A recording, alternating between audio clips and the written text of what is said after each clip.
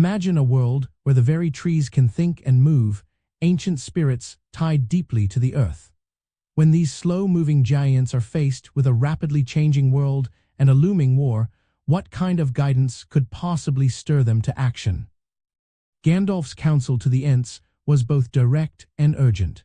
He strongly advised them to act decisively against Saruman, to recognize the immediate threat posed to their forests and to all of Middle-earth, and to join the fight in the War of the Ring. The core reason behind Gandalf's advice stemmed from his deep understanding of both the Ents' nature and the impending danger. Ents are the oldest living creatures in Middle-earth, moving at a glacial pace, taking years or even decades to make a single decision. Their natural inclination was to tend to their trees and avoid the quarrels of other races. However, Saruman, from his fortress at Isengard, was mercilessly felling vast swathes of Fangorn Forest to fuel his war machines. Gandalf knew that this destruction was an existential threat to the Ents themselves, a violation of their deepest being that even their long patience could not endure. He aimed to accelerate their ponderous process, guiding them to see the urgency of the situation.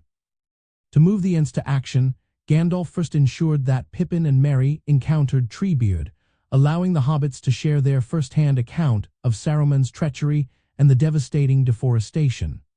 This personal testimony was crucial in stirring Treebeard. Gandalf then directly reinforced the message, emphasizing the catastrophic consequences if the Ents remained neutral. He urged them to convene an Entmoot, their traditional assembly for making crucial decisions, but impressed upon them the need for speed, something utterly foreign to their nature. This accelerated council allowed them to weigh the evidence and ultimately decide to march on Isengard. An interesting detail is that Gandalf arrived at the Entmoot after it had already begun, but his presence and powerful words, coupled with the Hobbits' narratives and the visible devastation wrought by Saruman, tipped the balance. The Ents, particularly Treebeard, were deeply moved by the sight of their beloved trees being destroyed, seeing it as an act of personal malice against them. This specific grievance, more than any broader concern for Middle-earth, finally galvanized them into action. Ultimately, Gandalf's counsel helped the Ents overcome their innate slowness and isolation.